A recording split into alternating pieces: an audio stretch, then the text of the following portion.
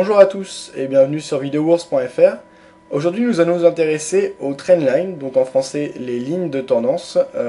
En l'occurrence j'étudierai le graphique AUD-USD, donc le dollar australien contre le dollar américain, en H4, ce qui veut dire qu'une bougie représente 4 heures. On va faire un zoom pour mieux voir les bougies, voilà. Donc voilà, une bougie représente 4 heures. Donc bien, on va rentrer directement dans le vif du sujet. De mars jusqu'à juin, on a eu une tendance haussière qui s'est observée.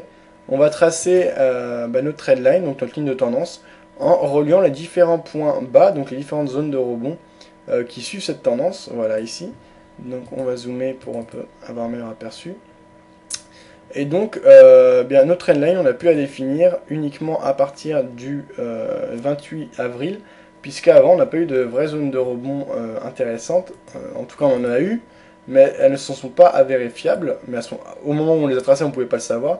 Ça a été le cas notamment en fin mars, où on a eu une zone de rebond qu'on aurait pu considérer comme un début de vraie tendance.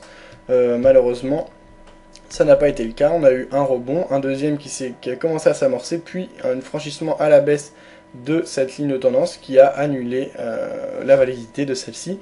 Et donc, pour ceux qui auraient voulu rentrer sur le rebond, l'amorce de rebond en tout cas qui s'est observée le 16 avril, ça aurait été un échec, puisqu'on voit qu'après on a une accélération baissière. Donc si on s'était protégé par un stop loss, le stop loss aurait été touché. Donc ça indique encore une fois qu'il n'y a pas d'outil miracle.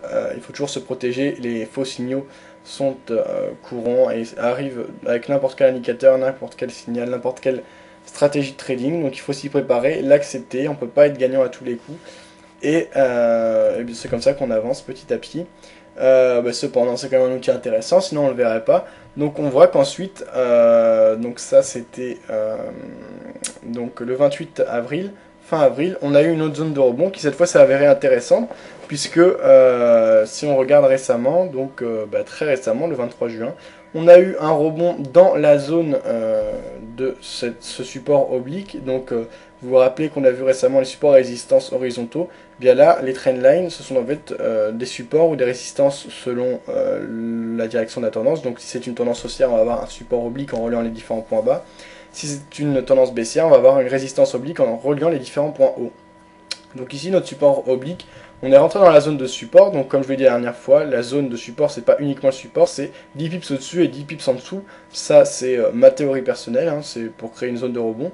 Donc quand on rentre dans cette zone et qu'on en ressort dans le sens de la tendance, on peut, pourquoi pas, prendre position, en tout cas s'intéresser au marché, puisqu'on a une probable poursuite de la tendance en cours.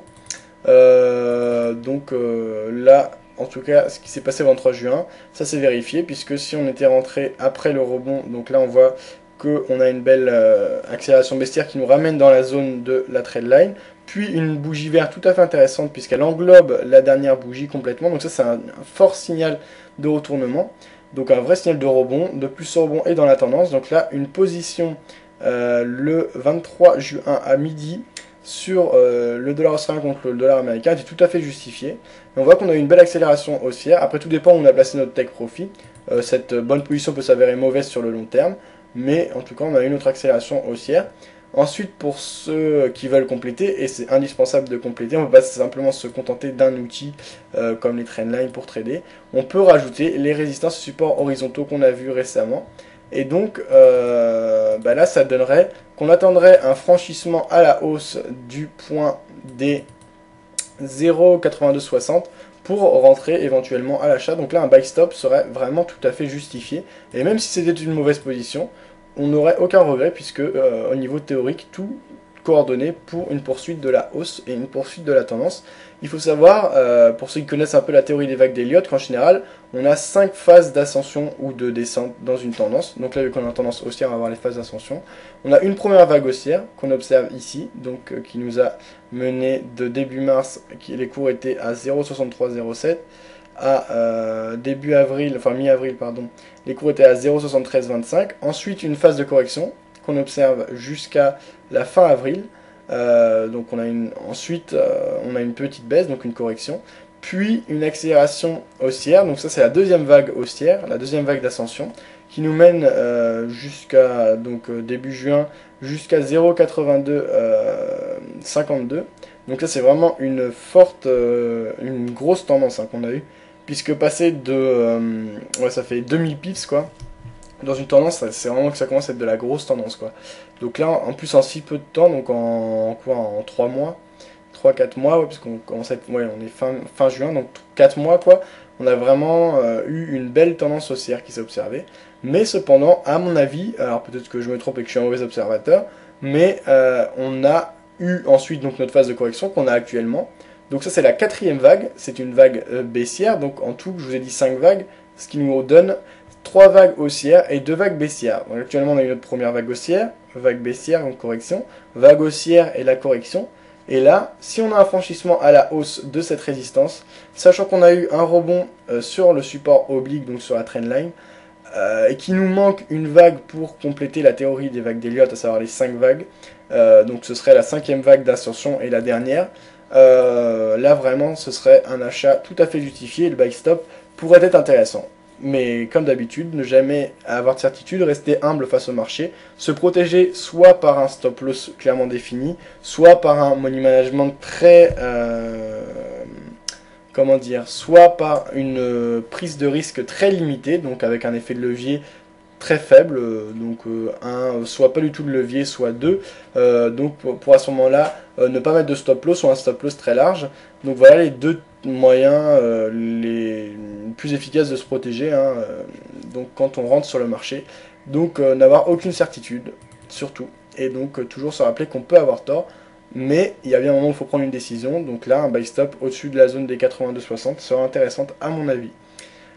Si au contraire on ne franchit pas cette résistance horizontale et qu'on sort à la baisse de notre tendance haussière, donc quand est-ce qu'on sort de notre tendance haussière?